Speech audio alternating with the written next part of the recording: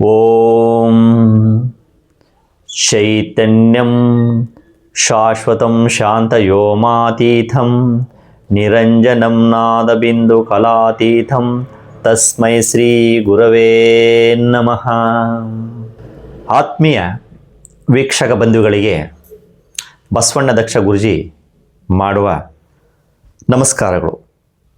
ಜನವರಿ ತಿಂಗಳ ಮೇಷರಾಶಿ ಭವಿಷ್ಯ ತಿಳಿದುಕೊಳ್ಳುವ ಮೊದಲು ನಮ್ಮ ಚಾನಲನ್ನು ಸಬ್ಸ್ಕ್ರೈಬ್ ಮಾಡಿಕೊಳ್ಳಿ, ಪಕ್ಕದಲ್ಲಿ ಬರುವ ಬೆಲ್ ಬಟನ್ ಪ್ರೆಸ್ ಮಾಡಿ. ಮೇಷರಾಶಿಯವರಿಗೆ ಈ ತಿಂಗಳು 3ನೇ ಮನೆಯಲ್ಲಿ ಗುರುವಿದ್ದು ಗುರುವಿನ ಬಲವಿರುವುದಿಲ್ಲ. ನೀವು ಯಾವುದೇ ಕೆಲಸ ಮಾಡಬೇಕೆಂದರೆ ಈ ತಿಂಗಳು ಗುರುವಿನ ಸುಫಲಗಳು ಇರುವುದಿಲ್ಲ.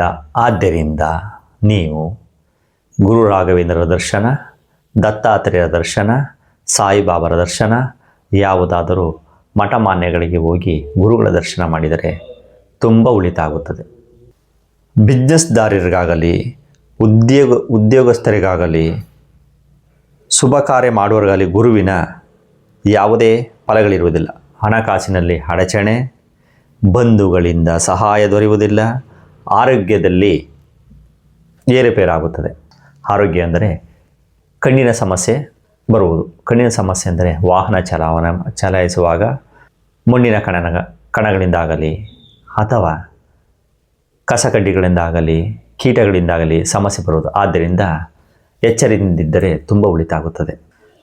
ದಶಮ ಸ್ಥಾನದಲ್ಲಿ ರವಿ, ಕುಜ, ಬುಧ, ಶುಕ್ರ 4 ಗ್ರಹಗಳಿದ್ದು, ಅಂದರೆ ಶನಿಯ ರಾಶಿಯಾದ ಮಕರ ರಾಶಿಯಲ್ಲಿ 4 ಗ್ರಹಗಳಿರುವುದರಿಂದ ಶುಕ್ರನಿಂದ ಲಾಭ ದೊರೆಯುತ್ತದೆ. ಬುಧನಿಂದ ವಿದ್ಯಾರ್ಥಿಗಳಿಗೆ ಶುಭವಾಗುತ್ತದೆ. ಕುಜನಿಂದ ಸ್ವಲ್ಪ ಕೆಲಸ ಪ್ರಗತಿ ಹೊಂದುತ್ತದೆ. ಸ್ವಲ್ಪ ರವಿಯಿಂದ ಶುಭಫಲಗಳು ದೊರೆಯುತ್ತವೆ. ಒಟ್ಟಾರೆ ಈ ತಿಂಗಳು 50% ಫಲಿತಾಂಶ ದೊರೆಯುತ್ತದೆ. ಈ ತಿಂಗಳು 14ನೇ ತಾರೀಕು ಮಕರ ಸಂಕ್ರಾಂತಿ ಇರುವುದರಿಂದ ವಿಷ್ಣು ದೇವರ ಪೂಜಿಸಿದರೆ ತುಂಬ ಒಳಿತಾಗುತ್ತದೆ. ಮೂಲ ಮಂತ್ರ ಓಂ ಅಂಗಾರಕಾಯ ನಮಃ. ಈ ಮಂತ್ರವನ್ನು 11 ಬಾರಿ ಪಠಿಸಿದರೆ ಈ ತಿಂಗಳು ನಿಮಗೆ ಸುಫಲಗಳು ದೊರೆಯುತ್ತದೆ.